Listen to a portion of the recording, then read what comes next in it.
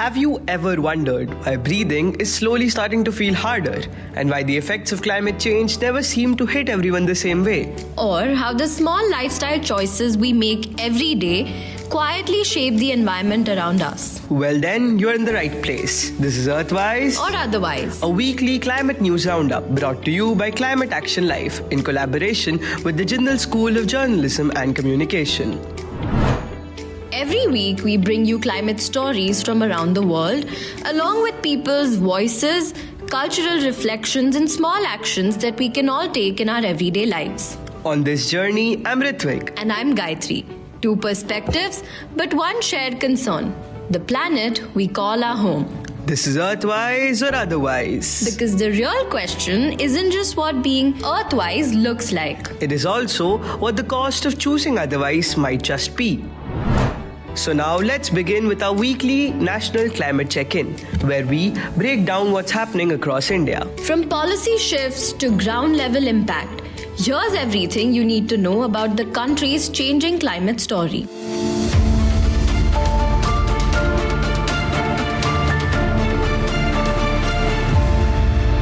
Okay, Gayatri, so let's get started. Let me ask you something. Have you noticed how everything we buy today comes wrapped in plastic? Chips, shampoo, even vegetables sometimes. It's like nothing reaches us without a layer of plastic. Now imagine where all of that goes.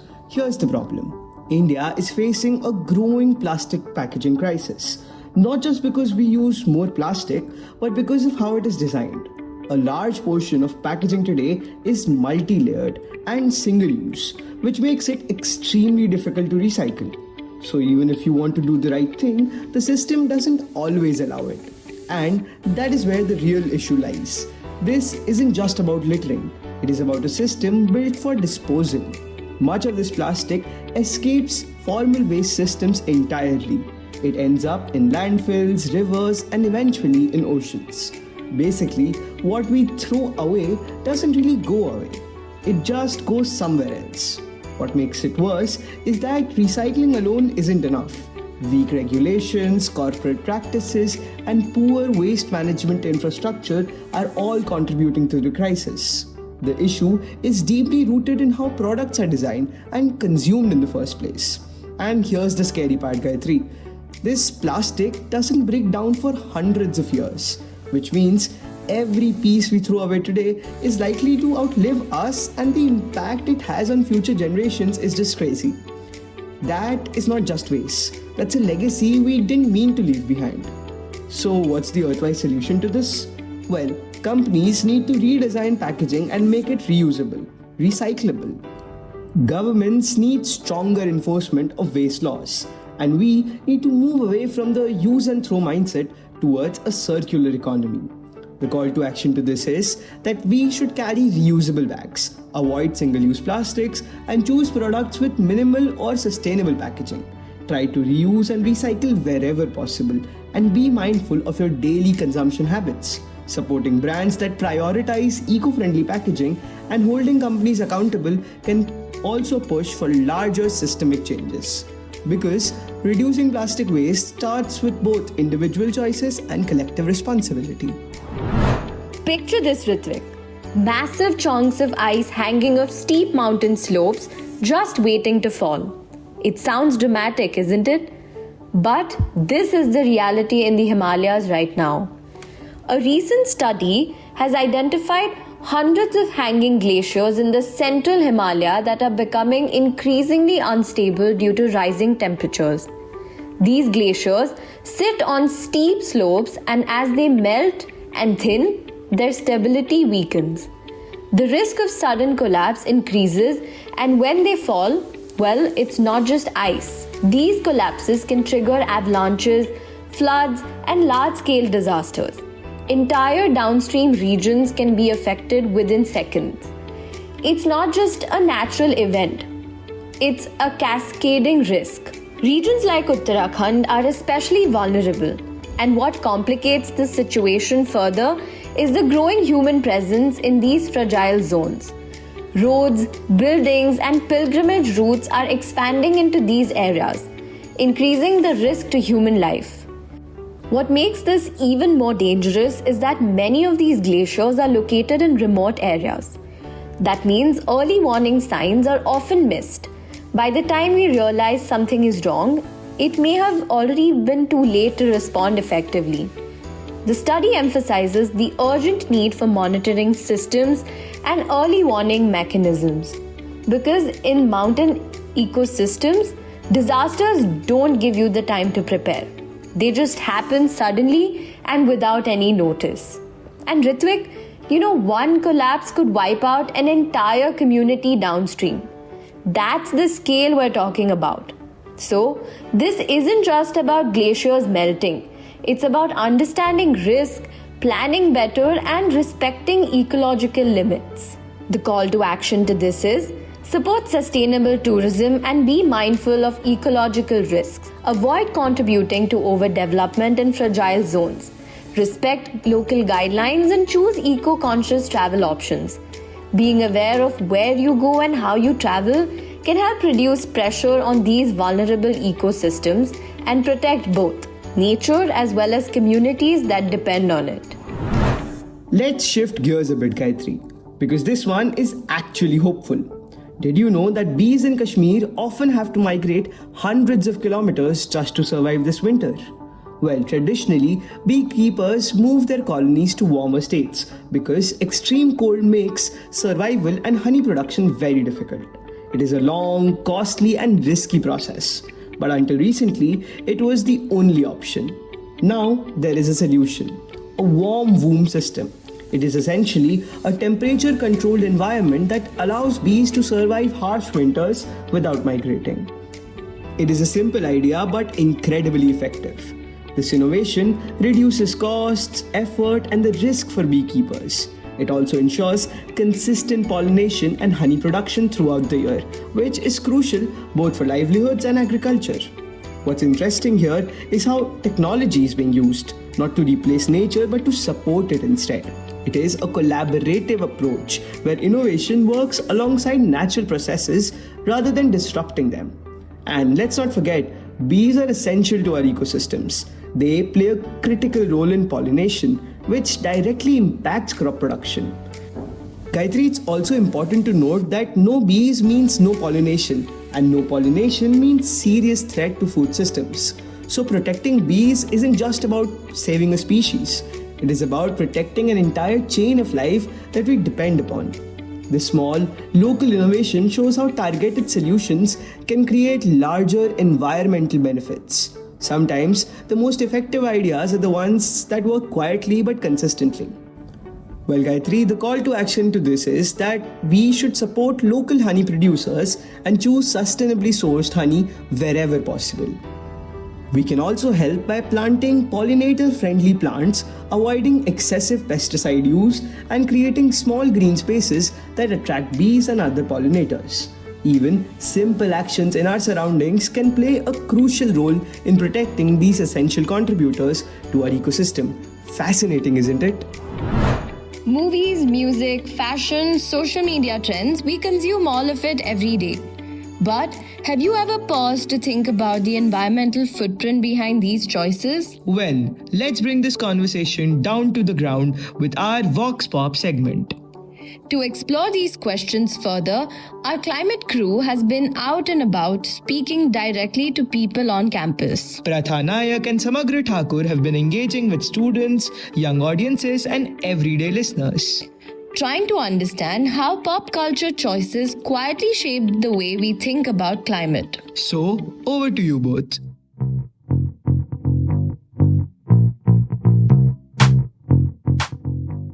Today, we asked students around campus that is climate activism becoming a cultural trend among Gen Z? Yes, I believe that climate activism is becoming a cultural trend among Gen Zs because this generation has grown up witnessing climate change, pollution, and environmental crisis around them. For many young people, speaking about sustainability, reducing waste, supporting eco-friendly brands, and joining online campaigns feels natural. And social media has made climate awareness more visible and relatable. But I think for Gen Z, it is more than just a trend. It is reflecting their fear for their future and a desire to create change. Climate activism activism isn't just a cool trend or a passing phase, it's a way of life. Because they feel the direct pressure of a changing planet, they have woven sustainability into everything they do, from the clothes they buy to the companies they choose to work for. It's no longer just about carrying a sign at a protest, it's about choosing social media to call out big brands and making eco-friendly the new standard of what's trendy. Essentially, they have turned caring for the earth into a daily habit and a social requirement rather than just a hobby. Yeah, I do think that climate activism is becoming a cultural trend among Gen Z. The most obvious example would be performative activism, basically, where, people aren't really concerned about the environment. They haven't really done their research on what is causing harm to it, rather just to get onto a platform and to act for the audience. They will say climate active, that people should be worried about the climate, or that climate activism is a good thing, without actually knowing what it really entails. And however, I don't think that it is completely like a bad thing. I think it can have its positives. You have people, since influencers and content creators are talking about it, even if it's sort of half-baked, right? There are people who get influenced by it and they do their research, right? So the people who they're reaching out to, the people who they're influencing, they might actually become climate activists.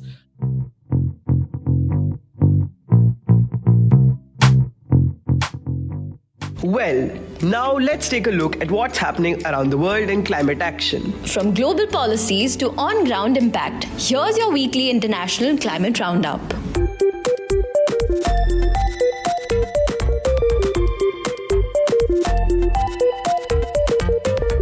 Ritvik, we've spoken about rising temperatures before, but this goes beyond discomfort. This is about survival, and more specifically about food security. The UN agencies are warning that extreme heat is now a major threat to global food systems. Rising temperatures are crossing critical thresholds, and the consequences are already visible. Crops are failing because they can't withstand prolonged heat. Livestock are dying under extreme conditions. Fisheries are being disrupted as water temperatures change. And all of this is directly impacting how food is produced and distributed. Over billions of people could be affected, especially in regions that are already vulnerable. But the problem that doesn't stop at heat alone. It creates a chain reaction. Droughts reduce water availability, wildfires destroy agricultural land. Pest outbreaks increase as ecosystem shifts. And here's the key point. This isn't a distant future scenario. These impacts are already unfolding across different parts of the world, which means the food on our plate is now directly connected to how the climate behaves. Climate change is no longer an environmental issue alone. It's a food issue. So what's the way forward? Developing heat-resistant crops, improving farming practices, and implementing stronger climate policies are all essential steps, because otherwise, food systems become unstable and food security itself becomes uncertain. And Ritvik, when food becomes uncertain, everything else follows. Health, economy, and social stability. Well, the call to action to this is simple. Reduce food waste. Be mindful of what and how much you consume and support sustainable and local agriculture wherever possible.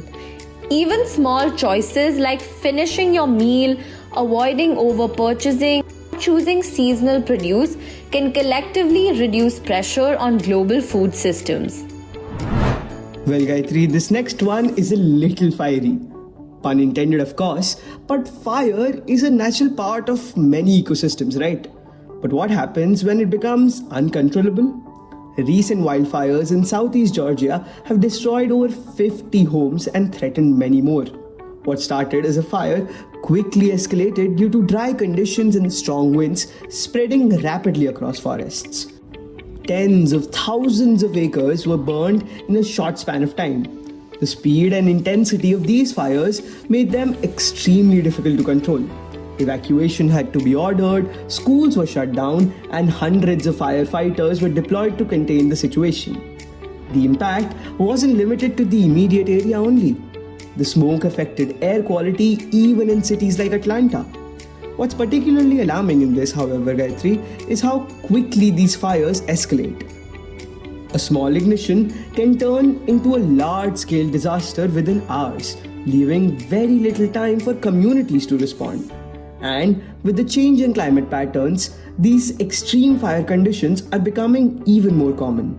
Rising temperatures and prolonged dry periods create the perfect environment for wildfires to spread. This is what climate-driven disasters look like.